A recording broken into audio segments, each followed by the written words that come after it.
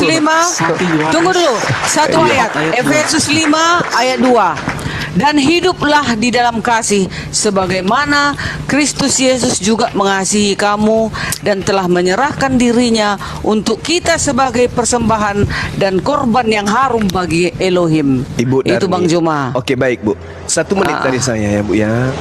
Gini, Tuhan mengatakan apa di luar daripada apa yang Ibu katakan barusan. Kalau kita melihat di dalam kitab Keluaran, satu poin, saya minta cuma sebentar aja Bu. Keluaran 3, apa yang Tuhan katakan di sana. Kita tidak akan mungkin bisa lolos dari apa yang Tuhan katakan di dalam kitabnya saudara kita yang Anda gunakan juga. Di Keluaran 23 itu kan sudah sangat jelas. Kita lihat punya ya. Tuhan mengatakan begini. Nomor 7-nya dia katakan gini. Orang yang tidak bersalah dan orang yang benar tidak boleh kamu bunuh. Ini perintah. Ini perintah Tuhan. Ini kitabnya Nabi Musa. Orang yang tidak bersalah, orang yang benar tidak boleh kamu bunuh. Makanya orang Yahudi tidak beriman kepada pembunuhan terhadap manusia Yesus. Hanya kalian yang menjadi pengikut orang Roma, yang menjadi korban dari Paulus, yang menjadikan pembunuhan itu justru sebagai sesuatu kebenaran. Tapi Tuhan justru menganggap itu kekejian. Haruslah kau jauhkan dirimu dari perkara bohong. Orang yang tidak bersalah dan orang yang benar tidak boleh kau bunuh. Sebab aku tidak akan membenarkan orang yang bersalah. Jadi orang-orang yang membunuh, yang memperkosa, merampok, meskipun dia mengatakan Yesus mati di atas tiang salib untuk menanggung dosaku, menebus dosaku, mendamaikan dosaku, Tuhan mengatakan enak kali kau, aku tidak akan pernah membenarkan engkau wahai pendosa dengan mengorbankan orang yang jujur. Nggak mungkin. Ini dalil, suap janganlah kau terima, sebab suap membuat buta mata orang-orang yang melihat dan memutarbalikkan perkara orang yang benar. Ini masa nggak sampai ke sana kita pemahaman kita. Memutarbalikkan perkara orang-orang yang benar. Yesus orang benar diputar. Oh, dia yang harus mati menanggung dosa kita dan seterusnya. Padahal Yesus datang mengajarkan Taurat. Di Matius 8:4 perintahnya, persembahkanlah persembahan yang diperintahkan oleh Nabi Musa. Nah, kemudian itu yang pertama. Yang kedua, ketika kita melihat apa yang Tuhan katakan di dalam Amsal 6. Saya baca, 6 perkara ini yang dibenci Tuhan. Bahkan 7 perkara yang menjadi kekejian bagi hatinya. Yang pertama, mata sombong. Apa mata sombong itu? Mata yang aku membaca kitabnya Yahudi. Jangan ada ilah lain di hadapanku. Tidak ada ilah yang dibentuk selain aku dan sebelum aku dan setelah aku. Tapi diobrak-abrik segala macam, dibohongi data-data itu. Lalu yang dikedepankan adalah data yang muncul belakangan dari Roma. Yang kedua, lidah dusta. Apa lidah dusta itu? Perkataan yang menyatakan Yesus Tuhan, Yesus ilahi, Yesus ini dan itu dan oton dan onda dan seterusnya. Padahal itu tidak bersumber dari Tuhan Bapa. Tangannya menumpahkan darah yang tidak bersalah. Ini yang dilakoni kemudian oleh penyaliban, dikelilingi oleh penyaliban. Tuhan marah, murka kepada dan benci kepada orang-orang yang melakukan penyaliban. Apalagi yang mengimani penyaliban.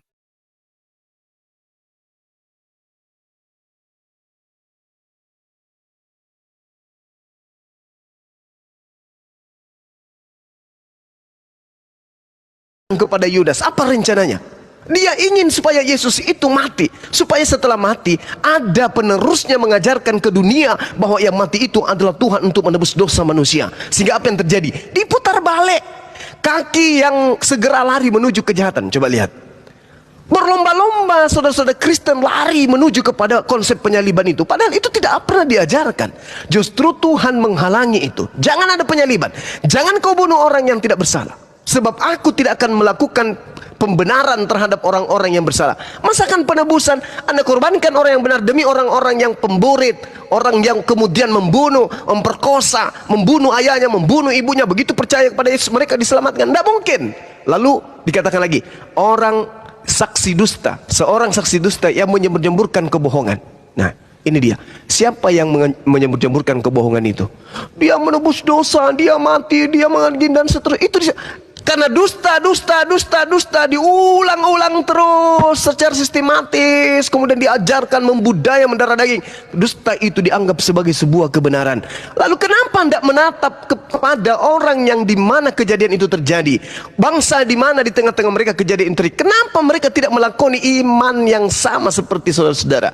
Yang terakhir, yang menimbulkan pertengkaran saudara. Coba lihat. Orang Yahudi bertengkar dengan orang Kristen, Farisi, Saduki, imam-imam kepala, Paulus bertengkar semua karena kasus ini. Makanya di dalam Kisah Para Rasul 25 nomor 19, mereka berselisih paham tentang seseorang yang bernama Yesus. Ada yang berkata dia sudah mati, ada juga yang berkata dia masih hidup.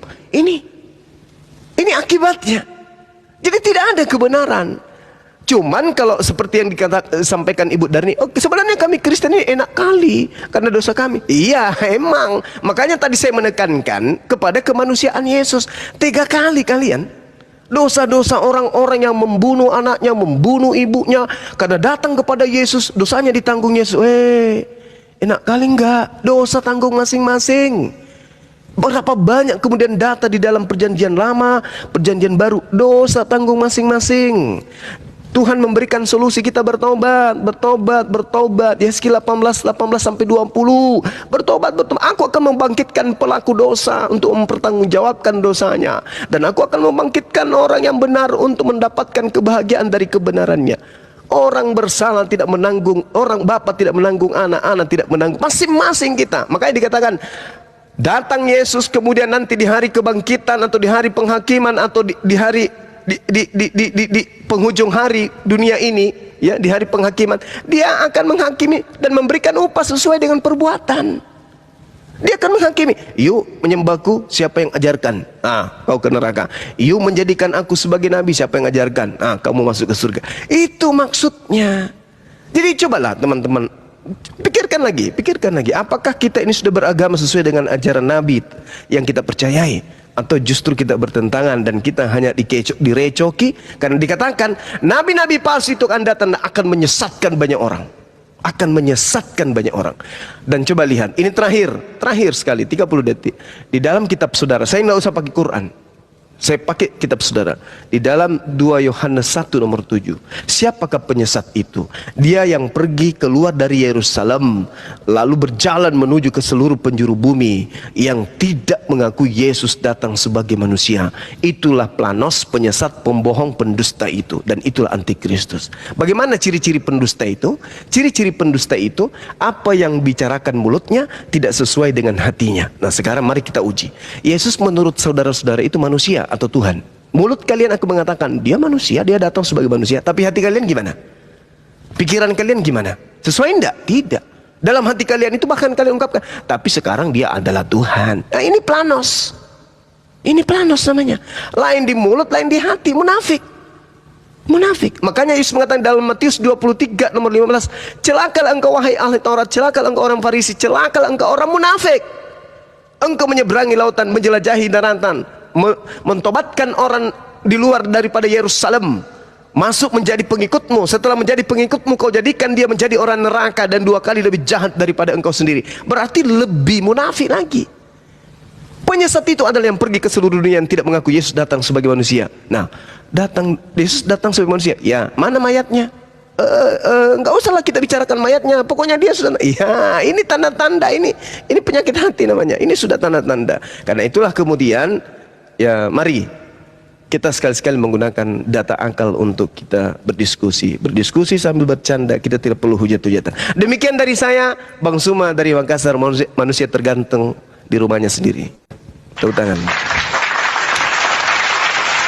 Oke, siapa Ya, kita ke aku aja ya. Ya. Tadi kan sudah kubaca tadi Bang Juma. Ini pelajaran kami ya, orang Kristen.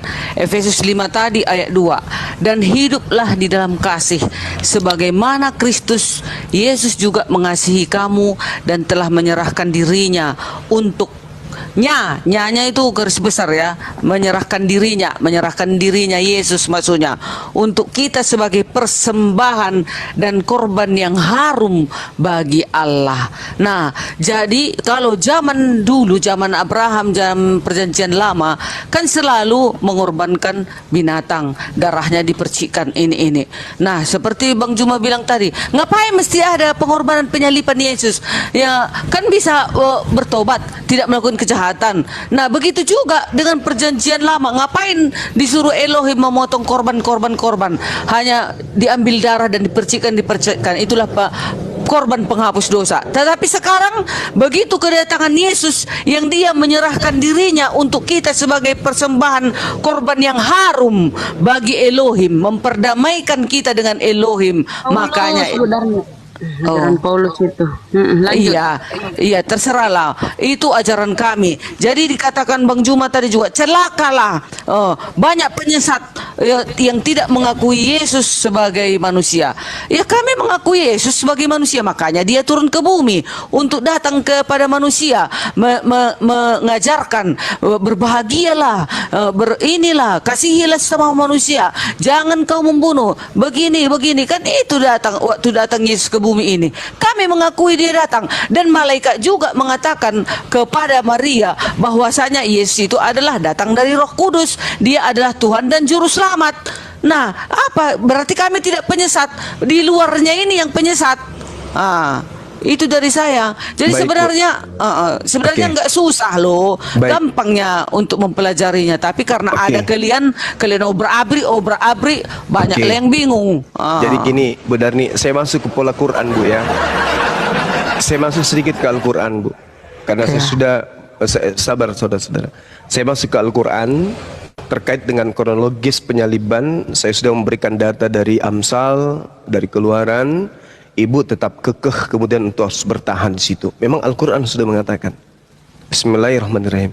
Wa ikhwanuhum wa yamuddunahum fil ghayyi thumma la yuqsirun. Dan teman-teman mereka, yaitu orang-orang kafir dan orang fasik, membantu setan-setan dalam menyesatkan, dan mereka tidak henti-hentinya menyesatkan. Ini bukan saya nuduh ibu loh ya, tapi sebagai muslim saya melihat itu. Sebagai muslim saya melihat itu. Saya sebagai muslim mencoba untuk menyadarkan, tetapi ternyata ibu bertahan. La ikraha fiddin, itu hak ibu. Adalah hak ibu. Saya sangat menghargai itu, iman, tidak bisa diganggu. Tapi ini kita berdialog lintas agama.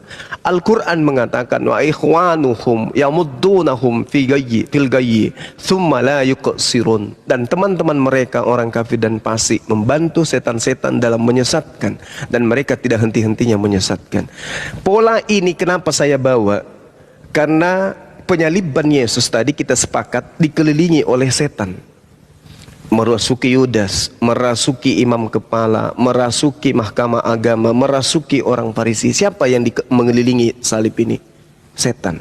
Apa keinginan setan kemudian? Ya supaya dia ini yang disalib, dituhankan, menggantikan Tuhan pencipta langit dan bumi. Apa yang terjadi? Berhasil. Siapa yang membantu kemudian setan? Islam atau Kristen? Di dalam mengajarkan ini, ya Kristen. Al-Quran mengatakan itu 1400 tahun silam. Bahkan di dalam Al-Quran di ayat lain dikatakan wa kanal kafiru ala rabbihi zahira. Orang-orang kafir adalah penolong setan untuk berbuat durhaka terhadap Tuhan. Tadi kan saya membacakan Amsal 6 kan?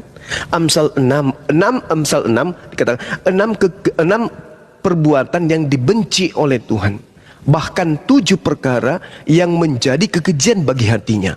Ternyata kekejian yang diperlakukan oleh iblis, ya, kebencian yang dilakukan oleh iblis yang membangkitkan kebencian Tuhan dan kemurkaan Tuhan, ternyata oleh teman-teman Kristen dijadikan itu sebagai pola kebenaran. Makanya Al-Quran tidak salah mengatakan itu. Wa kanal kafiru ala rabbihi zahira. Iblis yang mau Yesus disalibkan. Kenapa saya katakan iblis yang mau? Karena Tuhan tidak mau. Apa buktinya? 6 perkara yang dibenci oleh Tuhan. Salah satunya adalah orang yang menumpahkan darah orang yang tidak bersalah. Yesus tidak bersalah. Apa buktinya? Kalau setan melanggar firman Tuhan, Keluaran 23 lemah 7, jangan kau membunuh Yesus. Karena Yesus itu orang yang benar. Yesus itu orang yang tidak bersalah. Jangan kau membunuh. Tuhan sudah sampaikan itu. Bahkan Yesus dalam Matius 19 ditanya oleh orang sesamanya, wahai guru, perbuatan apa yang harus aku lakukan supaya aku bisa masuk ke dalam surga? Apa kata Yesus? Lakukan segala perintah Tuhan. Apa itu? Yang tadi Amsal 6, Keluaran 23. Lalu murid itu masih pura-pura nggak tahu. Apa saja itu wahai guru? Yesus jelaskan. Yang pertama, jangan membunuh.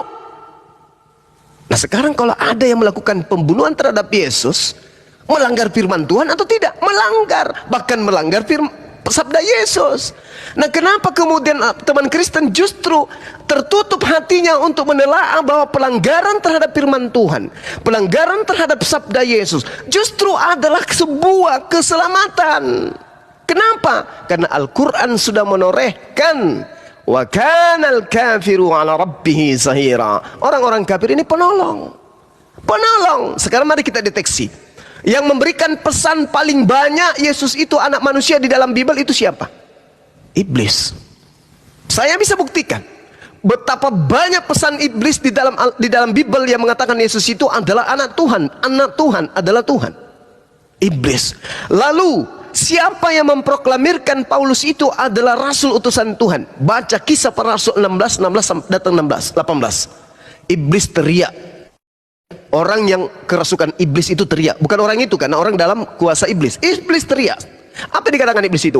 Inilah dia Paulus, utusan juru selamat dari Tuhan yang maha tinggi.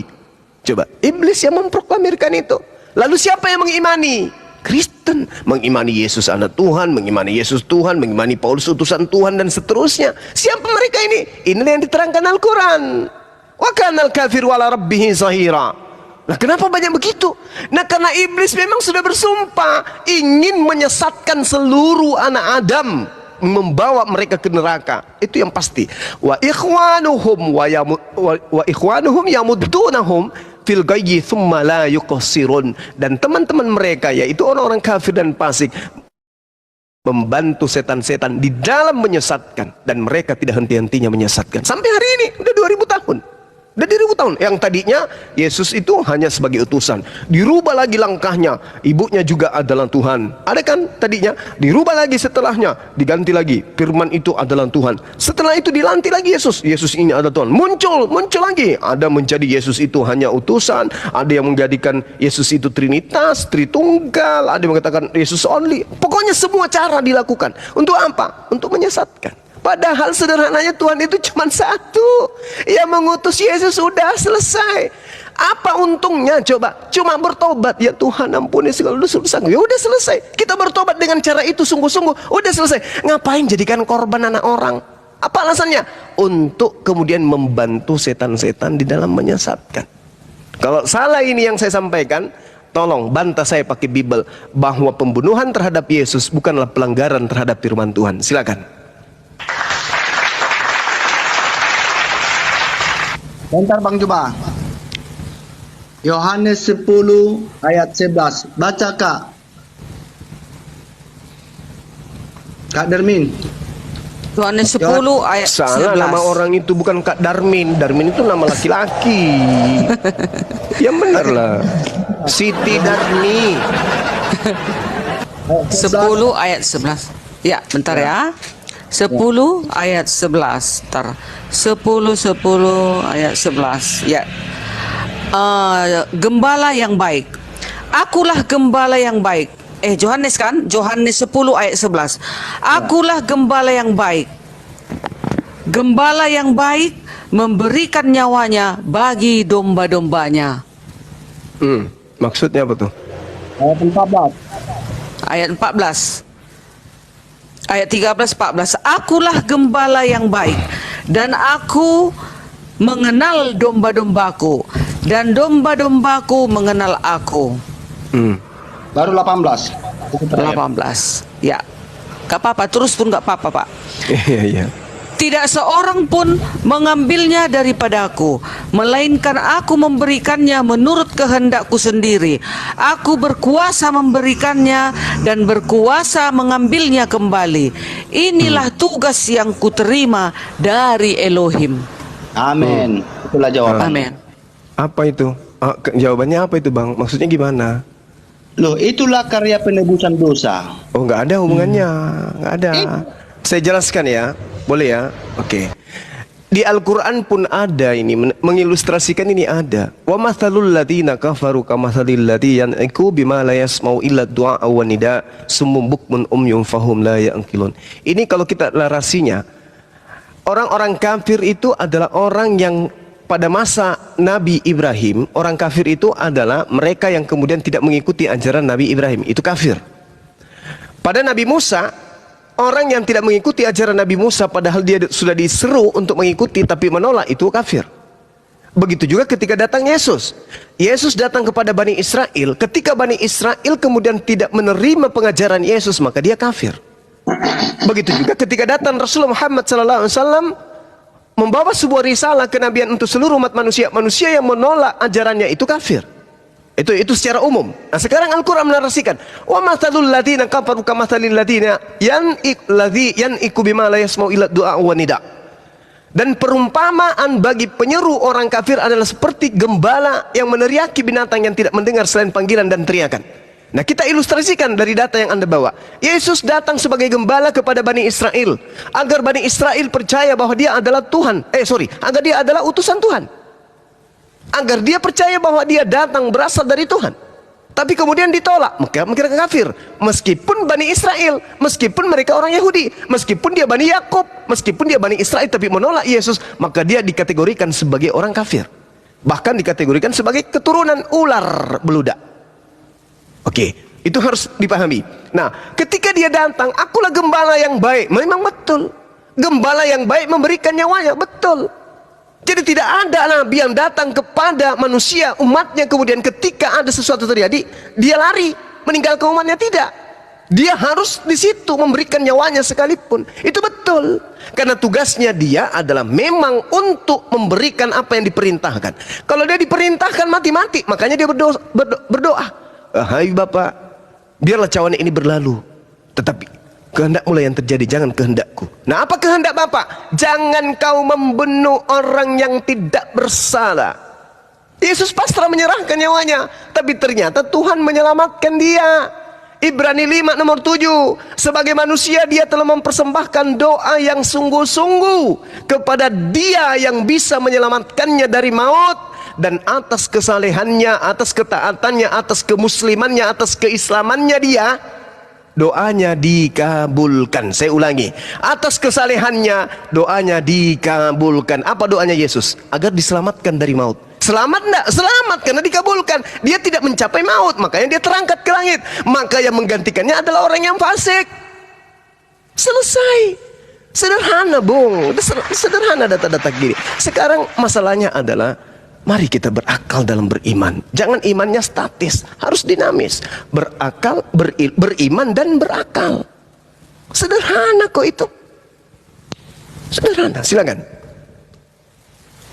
Saya juga berterima kasih pada Bang Suma, tapi saya juga minta maaf karena di ayat Yohanes 3:16, karena begitu besar kasih Allah akan dunia ini sehingga ia telah mengurniakan anaknya yang tunggal supaya setiap orang yang percaya kepadanya tidak binasa melainkan boleh hidup yang kekal. Oke. Boleh saya jawab ini Bang? Boleh ya? Kalau Anda melihat saudaraku di dalam Yesaya 1 nih, Tuhan itu murkanya terhadap Bani Israel itu sangat luar biasa. Bayangkan, sumpah serapah, dikutuk, dilaknat. Pokoknya, bahkan kalau Anda lihat di Yesaya 5, saya bacakan potongannya ya. Tuhan mengatakan begini, sebab itu beginilah firman Elohim, lihat aku, ya, aku sendiri akan menjadi lawanmu wahai Bani Israel, dan aku akan menjatuhkan hukuman kepadamu di hadapan bangsa-bangsa. Oleh karena segala perbuatanmu yang keji akan kuperbuat terhadapmu, yang pernah kuperbuat dan yang tidak pernah lagi akan kuperbuat. Sebab itu, kata Tuhan, di tengah-tengahmu ayah-ayah akan memakan anak-anaknya, dan anak-anak akan memakan ayahnya, dan aku akan menjatuhkan hukuman kepadamu. Sedang semua yang masih tinggal lagi daripadamu akan kuhamburkan ke seluruh penjuru mata angin. Sebab itu demi aku yang hidup, ini Tuhan yang berkata kepada Bani Israel, Demikianlah firman Tuhan Elohim, sesungguhnya oleh karena engkau menajiskan tempat suciku, tempat kudusku dengan segala dewamu yang menjijikkan dan dengan segala perbuatanmu yang keji, aku sendiri akan meruntuhkan engkau. Aku tidak akan merasa sayang dan tidak akan kenal belas kasihan.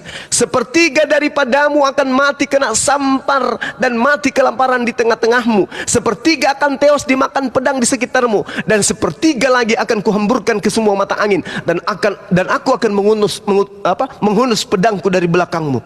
Aku akan melampiaskan kemurkaanku kepadamu, sehingga hatiku yang panas tenang kembali. Nah, setelah hati Tuhan itu puas membalas amarahnya kepada Bani Israel, Tuhan kemudian dengan kasihnya mengutus lagi nih, utusan terakhir bernama Yesus. Makanya muncul data yang saudara baca tadi dalam Yohanes, orang yang sudah dikutuki oleh Tuhan, dia masih mengasihi bangsa pilihannya. Al-Quran juga mengatakan, inni ma'akum, aku bersama dengan engkau wahai Bani Israel. Aku menyayangimu, aku mencintaimu. Tapi kemurkaan demi kemurkaan kau bangkitkan. Engkau membuat aku marah. Tuhan mengutuk mereka. Tetapi dikatakan dalam Yohanes 3 nomor 16, karena begitu besar kasih Tuhan akan dunia ini, sehingga ia mengaruniakan anaknya yang tunggal, supaya setiap orang yang percaya kepada yang tidak binasa, melainkan peroleh hidup yang kekal.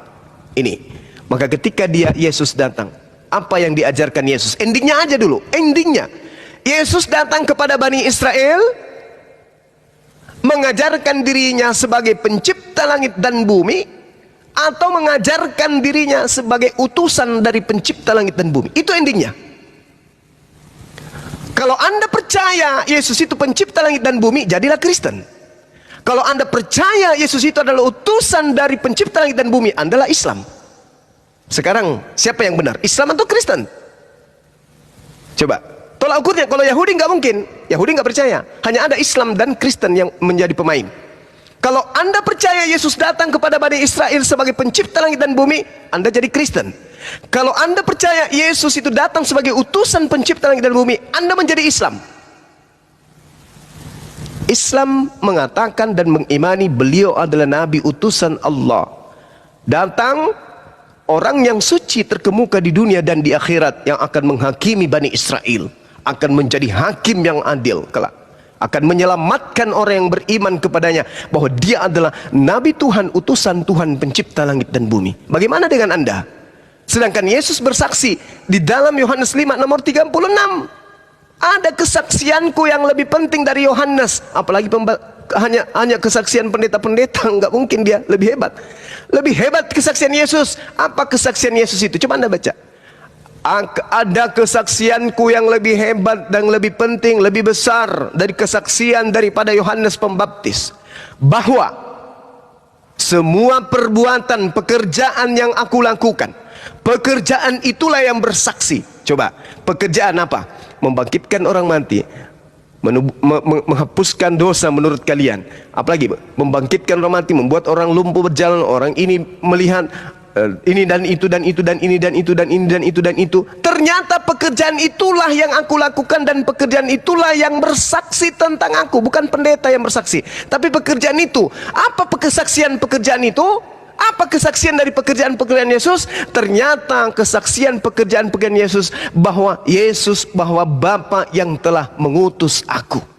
Berarti segala mukjizat yang Yesus lakukan hanya bersaksi bahwa dia adalah utusan pencipta langit dan bumi. Sampai ke meja gereja, mereka kemudian menjadikan Yesus itu adalah pencipta itu sendiri. Padahal kalau Anda melihat, 1 menit ya Bang, kalau Anda melihat di dalam Yohanes 1, data 1 sampai data 1, 2, 3 sampai 4 lah ya. Di situ dikatakan pada mulanya adalah firman. Firman itu bersama-sama dengan Allah, dan firman itu adalah Allah. Di situ tidak sedang berbicara tentang Yesus. Ini sedang berbicara tentang hakikat Allah. Bahwa hakikat Allah itu memiliki sifat kalam, kemampuan kemudian berkata-kata yang dimiliki oleh Allah. Makanya dikatakan di data nomor 2 apa nomor 3-nya,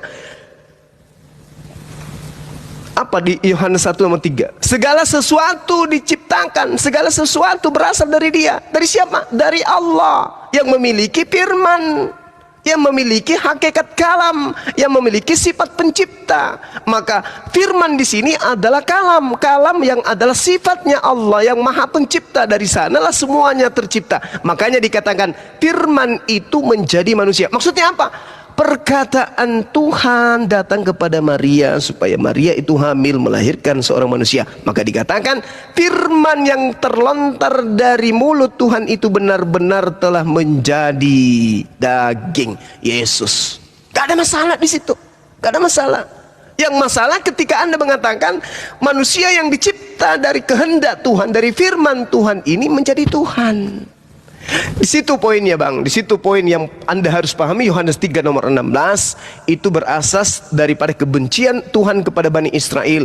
Tapi ternyata begitu datang Nabi Isa, Yesus datang kepada mereka, ternyata pembangkangan tidak berhenti. Yesus mengatakan dalam Yohanes 7:39, orang banyak ini yang tidak mengenal hukum Taurat, terkutuklah mereka. Dikatakan sebagai keturunan ular beludak, dikatakan sebagai penghuni neraka, dikatakan banyak kali Yesus mengatakan kepada mereka.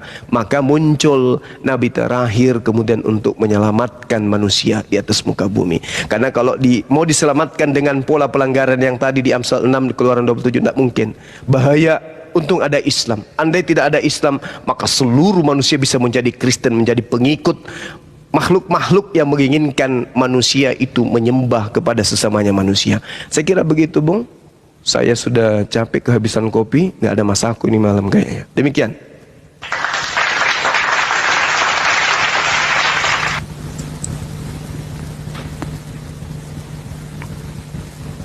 Yesaya 4:3. Iya, silakan. Yesaya 4:3 Anda coba baca di nomor 10-nya dan nomor 11-nya. Masuk nggak Yesus di situ, Bang? Sebab akulah Tuhan Allahmu yang Iya. juru selamat. Terus? Yohanes 10. Aku dan Bapa adalah satu. Yes. Yohanes 17 Masya ayat Allah. 21. Bapa Yes. di dalam aku dan aku di dalam Masya Bapa. Allah, subhanallah. Keren kali. Inilah yang dikatakan Yesus itu orang pilihan. Dia tidak mungkin terkutuk, mati, dibunuh oleh prakarsa setan, tidak mungkin. Makanya dikatakan di Amsal 91, dia akan diselamatkan. Yesus jangankan dibunuh, Bung, kena panu aja Tuhan tidak izinkan. Yesus manusia suci. Yang Anda sedang jabarkan ini adalah apa yang diterangkan Al-Quran tadi. Anda menjadi penolong, menjadi teman, membantu setan-setan, mengajarkan jalannya. Coba Anda pikirkan. Saya kasih ilustrasi ya 1 menit. Coba saudara knick off. Dengarkan ini. Adam datang. Ketika Adam datang, kemudian dicipta oleh Allah, iblis pun datang. Iblisnya membuat Adam jatuh ke dalam dosa sehingga dia mengalami kematian. Apa yang terjadi? Keturunannya semuanya mendapatkan kematian. Katanya sih gitu, menurut saudara Kristen. Karena dia jatuh ke dalam dosa, maka keturunannya mengalami kematian. Supaya tidak ada kematian, maka harus kemudian ada yang menjadi korban di atas tiang salib. Anehnya muncul kemudian, anehnya muncul. Bukankah di dalam kitab Kejadian 5 dikatakan, di Kejadian 3 juga dikatakan bahwasanya iblis bersumpah untuk menyesatkan semua manusia. Dia dibuat permusuhan antara iblis dan manusia. Keturunanmu akan meremukkan, pokoknya intinya gitu. Nah, sekarang kalau iblis benar-benar ingin menghancurkan manusia sesuai dengan apa yang ada di kitabnya orang Yahudi, coba lihat. Iblis menggoda Hawa. Hawa menjatuhkan Adam, jatuh mereka. Wah, tepuk tangan iblisnya. Tak, semua keturunan Adam jatuh ke dalam dosa. Yeay, merdeka. Tiba datang Yesus, anak tunggal yang dikasihi Tuhan. Tadi sudah enak-enak nih. Iblis merasuki Yudas sampai ada penyaliban. Akibat dari penyaliban, dosa dari Adam terhapus semua. Ini iblis kurang kerjaan. Tadi dia ingin menjatuhkan keturunan Adam supaya semuanya masuk ke neraka. Tiba-tiba pada masa Yesus, iblisnya mabok, lupa ingatan dia. Masuk ke Yudas. Yudas akhirnya mengkhianati Yesus. Akibat dari pengkhianatan Yesus, pengkhianatan kepada Yesus, mati Yesus di atas tiang salib, menanggung semua dosa manusia. Sehingga apa yang terjadi? Semua anak Adam selamat, gak ada ke neraka. Yang gigit jari siapa? Iblis. Waduh, saya mabok tadi, lupa saya. Udah, padahal dari Adam sudah kubuat mereka terjerumus. Ngapa aku bodoh kali masuk ke lagi Yudas? Selamatlah mereka. Itu tidak mungkin. Tidak mungkin itu terjadi. Justru dengan adanya konsep dosa waris itu prakarsa dia semua tuh. Ada dosa waris disuntikkan ke otaknya manusia, supaya dia percaya kepada penebusan. Masuk ke dalam Yudas, menjadi Tuhan dia. Kemudian Yesus ini, siapa yang tepuk tangan? Siapa yang tepuk tangan? Siapa yang istirahat setelah ada manusia-manusia berpencar ke seluruh dunia mengajarkan menyembah kepada sesamanya manusia? Siapa yang istirahat? Iblis istirahat. Kenapa? Ada temana yang melanjutkan visi misinya. Tidak perlu lagi mereka susah-susah iblis itu, karena ada yang melanjutkan. Siapa mereka? Orang-orang yang mengajarkan menyembah kepada sesamanya manusia. Dicari mana kemanusiaannya? Udah, nggak usah dicari itu. Pokoknya dia sudah naik, nggak ada cerita. Pokoknya dia sudah. Loh, nggak bisa kayak gitu dong. Harus ada yang mempertanggungjawabkan dosa-dosa itu. Kalau dulu zaman para nabi, yang mempertanggungjawabkan Allahnya sendiri yang menghapuskan dengan cara mengorbankan hewan, binatang ciptaannya sendiri. Tapi di sini yang terjadi, Tuhan menghapuskan dengan mengorbankan manusia. Oh, nggak bisa, nggak bisa. Itu melanggar Amsal, melanggar Torah. Nggak boleh membunuh orang yang benar, nggak boleh. Tetapi ada kekuatan. Ya, kenapa tidak ada kekuatan? Pasti ada. Kenapa? Yang menjadi algojo mereka, tangan kanan mereka, kiri kanan mereka yang melindungi mereka adalah iblis. Ini Al-Quran katakan, wa ikhwanuhum yamuddunahum fil ghayyi thumma la yuqsirun. Dan teman-teman mereka, orang-orang kafir dan fasik, membantu setan-setan di dalam menyesatkan manusia, dan mereka tidak henti-hentinya menyesatkan. Nggak ada henti-hentinya menyesal. Tapi saudara-saudara menganggap itu adalah perbuatan baik. Kenapa? Ya karena Anda sudah bekerja sama dengan mereka. Wa kanal kafiru ala rabbih zahira. Orang-orang kafir ini adalah penolong setan untuk berbuat durhaka terhadap Tuhannya. Coba. Sekarang mari poinnya, 30 detik terakhir. Ketika kemudian iblis membunuh Yesus melalui Yudas, melalui orang Yahudi, melalui imam-imam kepala, melalui orang-orang Roma, iblis nih yang menjadi backingan mereka. Kenapa? Merasuki Yudas, merasuki imam kepala, merasuki kemudian ahli Taurat dan semuanya. Iblis nih yang punya pekerjaan. Kira-kira iblis ini selamat tidak? Atau melanggar tidak perintah Tuhan di dalam Amsal 6 kekejian, 6 kebencian yang sangat dibenci oleh Tuhan. Di antaranya adalah pembunuhan terhadap orang yang tidak bersalah.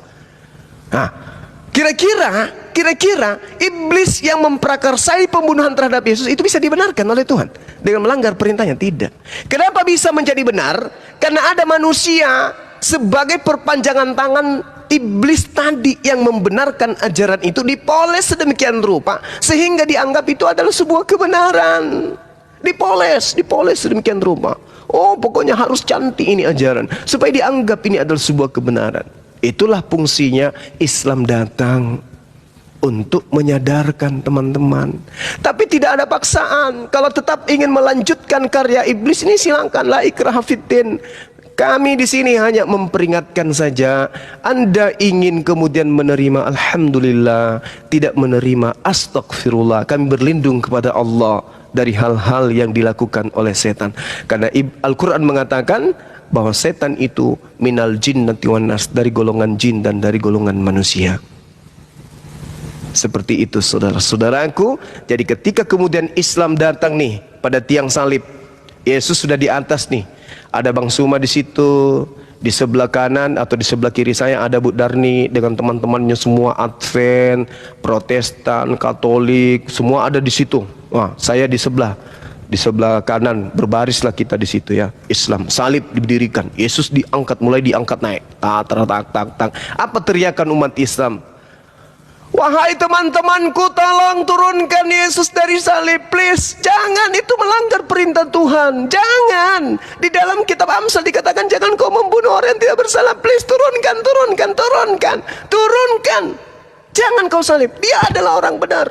Di dalam Keluaran 23 nomor 7 nomor 8 tidak boleh. Ini kekejian bagi Tuhan. Please, turunkan wahai saudara-saudara. Nah, yang di Kristen Bu Darni dengan teman-temannya apa teriakannya? Cepat, salib, cepat, dosa kita sedikit lagi ditanggung, cepat, salib, cepat. Jangan dengarkan Bang Suma, jangan, salib, cepat, salib, cepat. Katolik juga, hei, salib, kubunuh kau kalau kau ada salib itu, pokoknya harus kau matikan itu Yesus supaya dosa-dosa kita ditebuskan. Datang saya tidak, jangan dibunuh, kasihan, itu melanggar, ini kekejian. Apa yang terjadi? Dibunuh. Kami umat Islam bersedih. Innalillahi wa inna ilaihi rajiun. Apa yang dikatakan oleh Kristen? Haleluya, kita sudah menang. Yes. Merdeka, dosa kita ditebus. Galatia 5 nomor 1. Dengan kematian Yesus kita dimerdekakan. Dengan kematian Yesus kita dibebaskan. Semua tepuk tangan orang Kristen. Kami pulang dengan sedih. Sekarang penghakimannya menurut firman Tuhan. Ini keadaan fakta real di depan kita. Makanya coba tengok, kalau saya jadi orang Kristen nih, lahir dalam keadaan Kristen dan diberikan oleh Tuhan bertemu dengan orang yang sama seperti Bang Suma, maka saya akan masuk ke dalam kamar dan merenung.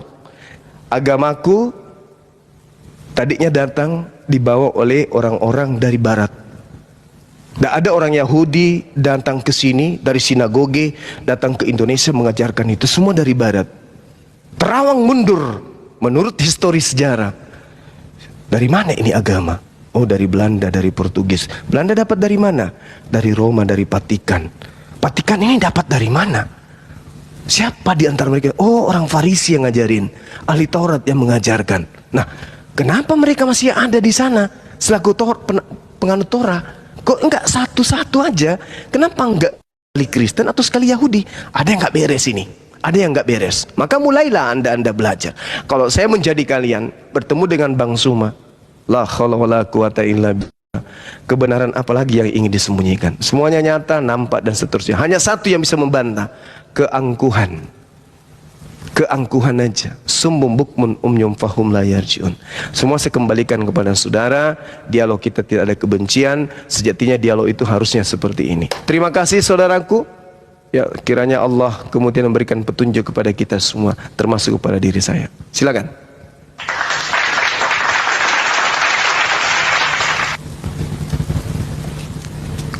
Bang Handi dan Akhi Sugi, kalau diam aja diturunkan aja.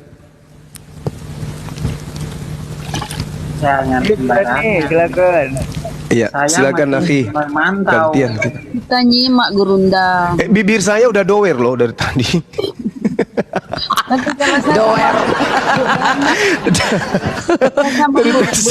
Dari tadi saya tertawa sama Bu Darni loh. Teman-teman ini kita sudah komitmen tadi, tolong gift-nya untuk Bu Darni. Cukupkan dia 1K. Pelit kali lah. Gimana ceritanya? Tadi pagi aku sampai 5,3 kalau dikasih Bang One sama Bang Handi. Subhanallah, Masya Allah, barakallah. Iya kan Bang One, makasih ya Bang Wan sama Bang Handi. Karena kita belajar kan, sama-sama belajar.